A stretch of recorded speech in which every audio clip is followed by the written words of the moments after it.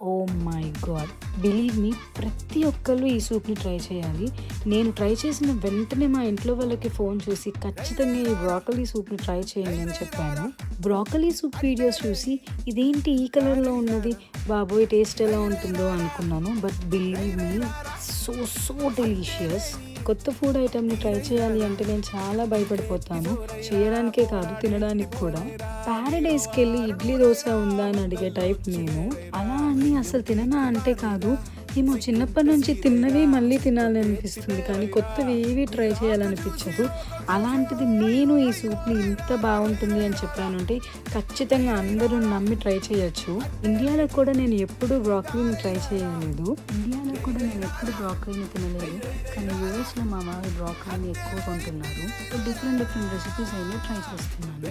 Please like, share and subscribe. తప్పకుండా try చేయండి. Bye.